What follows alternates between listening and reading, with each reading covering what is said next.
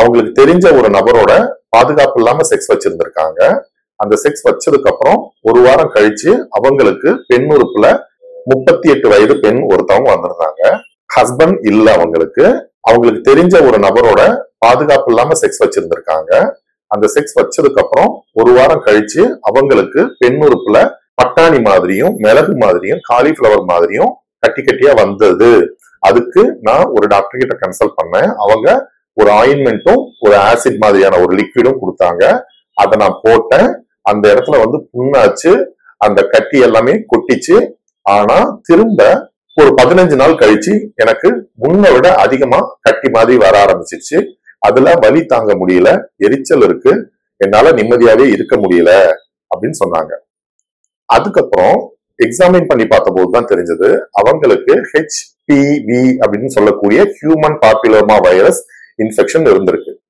அவங்க தெரிஞ்ச நபர் தானே அப்படின்ட்டு அவங்களுடைய நண்பர் கூட பாதுகாப்பு இல்லாம செக்ஸ் வச்சிருந்திருக்காங்க. அந்த செக்ஸ் வச்சதுக்கு அப்புறம் இவங்களுக்கு இந்த பால்வினை நோய் மருக்கள் வந்திருக்கு.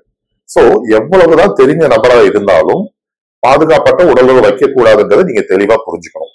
அடுத்தது, இந்த மாதிரி பால்வினை நோய் மருக்களுக்கு நீங்க ஆசிட் போட்டாலோ அல்லது கிரையோ மூலமா நீங்க ரிமூவ் பண்ணாலோ அது திரும்ப திரும்ப வரக்கூடிய வாய்ப்புகள் உண்டு அப்படின்றத நீங்க தெளிவா புரிஞ்சுக்கணும்.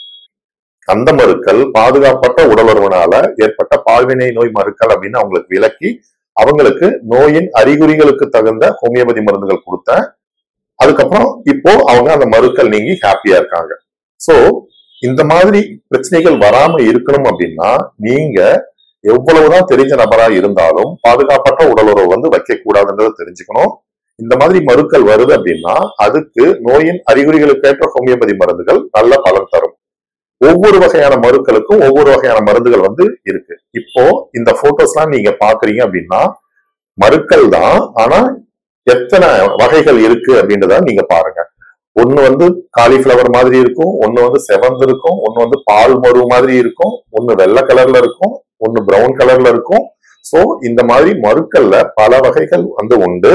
அது என்ன வகையான மரு அப்படின்னு தெரிஞ்சுக்கிட்டு அதுக்கு தகுந்த symptomatic and constitutional homeopathic treatment எடுத்துக்கிறீங்க அப்படின்னா இந்த பிரச்சனையிலிருந்து வெளிவந்து சந்தோஷமா வாழலாம். மகிழ்ச்சியாக வாழ வாழ்த்துக்கள். நன்றி, வணக்கம்.